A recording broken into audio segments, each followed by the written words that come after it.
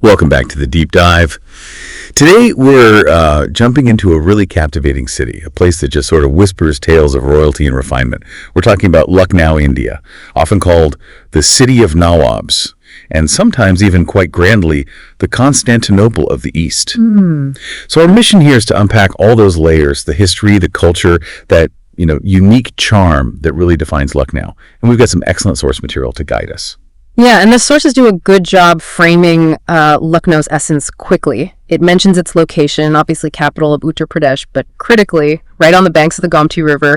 That spot was pretty strategic. It really helped the Nawabs of Awadh flourish there, set the stage for everything, really, from the architecture to, well, even some unique food later on. Okay, that's a great place to start. So let's peel back that curtain. How did Lucknow really become Lucknow? What shaped its early identity? Well, you really can't talk Lucknow history without focusing squarely on the Nawabs of Awadh. Starting around the 18th century, these rulers, they weren't just, ruling, they were huge patrons.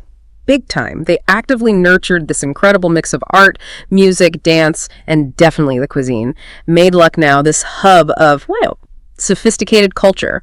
That patronage, it's not just a footnote, it's baked into the city's whole vibe, its aesthetic. It's fascinating, that connection between rulers and the city's soul. Yeah. But history, it takes twists, right? Yeah. How did this elegant city end up being a major center, really the epicenter of India's first war of independence back in 1857? Yeah. And the British residency, what was its part in all that? Right, 1857 was a huge shift. Lucknow became a flashpoint, partly strategic location, partly the Nawab's influence still lingering.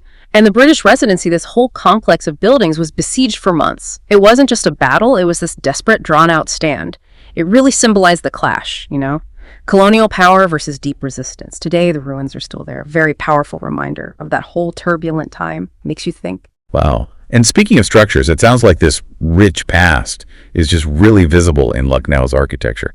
What buildings best capture that grandeur and maybe resilience too? Oh, absolutely. When you visit, the scale, the artistry, it's striking. The Bara Imambara, for instance, it's just enormous and unique. Yeah, I've heard about its main hall, supposedly one of the biggest arched halls anywhere without pillars, which is amazing. But then there's the Bulbulaya, the maze. What exactly is that like for anyone who hasn't heard of it? Right, the Bulbulaya, literally the labyrinth. It's this incredibly complex network of narrow passages built above the main hall. It's deliberately confusing. A real marvel of design, actually, even acoustically. A whisper can travel, but it's super easy to get lost and sort of embodies that intricate, maybe playful Nawabi style. Sounds like quite the experience. And then, standing out, is the Rumi Darwaza. What does that gateway tell us? The Rumi Darwaza, people often call it the Turkish gate. It's massive, like 60 feet tall. A real symbol of Lucknow. Its style is Mughal, but supposedly inspired by gates in Constantinople. It really speaks to the Nawabs' ambitions, their connections, wanting Lucknow to be this grand, cultured city. It's more than just a gate, it's a statement. Incredible. So these places, the Bara Imambara, Rumi Darwaza, and others like the Choti Imambara, the Clock Tower, the Picture Gallery, they're like chapters in the city's story, each showing a piece of that grandeur. Okay, shifting gears now, from grand buildings to, grand tastes. Let's talk about Lucknow's food. That rich, aromatic Awadhi cuisine is famous for slow cooking, right? What's the story there? Awadhi cuisine is, it's more than just food. It's really an art developed over centuries, heavily influenced by the Nawabs, who were, real food lovers themselves. The key is the dum style of cooking. Slow cooking in sealed pots, that's central. It lets all the flavors really melt together, makes everything incredibly tender, aromatic. You get these delicate spices, layered flavors, turns simple stuff into something complex. So patience and precision. Got it. And when you talk Awadhi food, Tunday Kababi just has to come up. Those galudi kebabs. What makes them literally melt in your mouth? Is that real? Oh, it's real. The secret's the texture. Super finely minced meat, like incredibly fine. Then apparently over 160 different spices, plus a tenderizer, often raw papaya. That mix, plus how they pan fry it, that's what gives you that melt in the mouth thing. A real legacy from the royal kitchens. Wow, 160 spices. Okay. And then Awadhi biryani. How's that different from other biryanis you find across India? Well, compared to some biryanis that might be, really spicy or bold, Awadhi biryani is known for being more subtle, delicate. The rice and meat are often cooked separately, then layered, so the fragrant basmati rice soaks up the essence of the meat and the spices, but gently. It's less of a punch, more of a harmony that lingers. Nice. And besides those big names, what other local stuff should a food lover look out for? I read about shirmal, korma, other kebabs, kulfi. Spot on. Shirmal's that slightly sweet saffron bread, great with rich korma. The kebab variety is amazing. Sikh, Shami, you name it, each different. And kulfi, yeah, the classic Indian ice cream, perfect finish. Yeah. But for something really unique, almost like ethereal, you have to try makan malai. Makan malai. Okay, intrigued. What's special about that? It's this frothy, like cloud-like dessert made from milk that's left out overnight in the winter dew. It becomes incredibly light and airy, almost like a sweet foam, flavored with saffron, nuts, highly seasonal just in winter. Really captures that connection to nature and refined food artistry. It's wild. Oh, dewdrops. That's incredible. Ties the food right back to the place. Okay, moving beyond the amazing food and architecture, what about the culture itself, the arts, the language, the social graces? What defines Lucknow there? Yeah, this is where you really feel the city's soul. Chikankari, for one. It's not just embroidery, it's this traditional hand embroidery, very specific to Lucknow, known for being incredibly delicate, elegant, usually white thread on white fabric, super intricate designs, all done by hand. It's recognized globally, a living craft, reflecting that deep appreciation for beauty. And in performance, Kathak dance has deep roots in Lucknow. What's distinctive about the Lucknow school, the Gharana? The Lucknow Gharana of Kathak really emphasizes Abhinay expressiveness.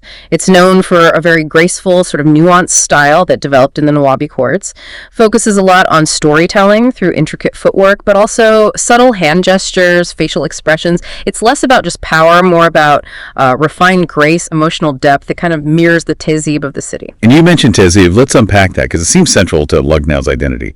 What exactly is tehzeeb? Right, tehzeebs. It's not just politeness, not simply good manners, it's deeper. It's this ingrained cultural refinement. It influences everything. Tone of voice, word choice, gestures. It's all about respect, humility, a certain grace in how you communicate. It means being sort of soft-spoken, addressing people thoughtfully, considering their feelings. Elegance and courtesy are really valued. It's a whole way of being. A complete social code, almost. Uh-huh. How does that show up day to day, like in greetings or the language itself? You definitely see it. Greetings often use adab. It's a respectful hand gesture, sometimes with the words adab ars, like I offer my respect. It feels more refined than maybe just a standard namaste. And the Urdu, spoken in Lucknow. It's widely seen as one of the most polished forms. Precise pronunciation, rich vocabulary avoids harshness. It reflects that emphasis on cultured conversation. It's like tehzeeb made audible. That really paints a picture. So bringing us to today, modern Lucknow, because the city's also changing fast, lots of urban development. How does that modernity sit alongside these deep traditions? It's a really interesting mix, actually. You've got major developments like the Lucknow Metro changing how people get around.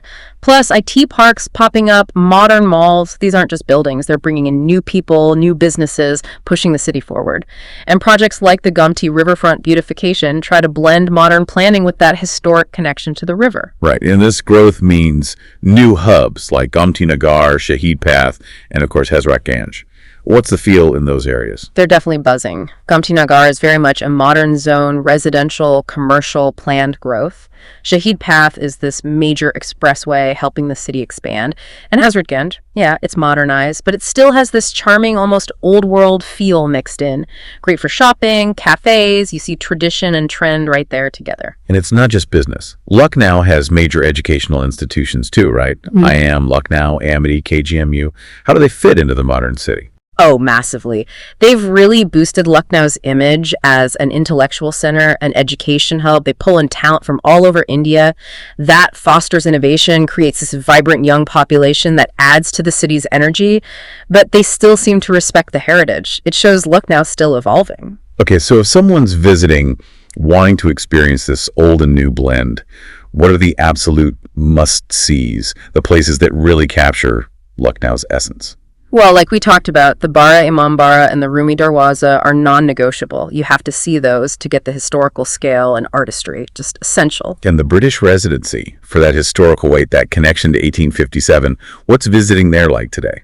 The residency is powerful. It's mostly kept in its ruined state, quite deliberately, to show the impact of the siege. Walking around, you see the cannonball marks. You really feel the history. It's a sharp contrast to the city's usual elegance. Definitely a place for quiet reflection. Got it. And for something more contemporary, beyond the historical sites? For a different feel, there's the Ambedkar Memorial Park. grand modern architecture, huge green spaces, reflects more contemporary India. And Janeshwar Mishra Park, apparently one of Asia's biggest parks, great urban escape, lots of space, recreational stuff, shows the modern greener side. And for that mix of shopping, eating, people watching. Hazrat Market. Is it really Lucknow's version of Delhi's Connaught Place? It really is a good comparison. Hazrat Ganj, or Ganja as locals call it, is that quintessential modern Lucknow experience for visitors. It's busy, full of shops, cinemas, great cafes. It's where you feel the city's current pulse, but still catch that underlying charm, that tehzeeb. Perfect. So to wrap up our deep dive, let's touch on Lucknow's festivals. It seems like a city that really loves to celebrate, showing off its diverse community. Oh, definitely. The Lucknow Mahotsav is a huge deal. It's this big annual cultural festival, celebrates everything, music, food, crafts, dance.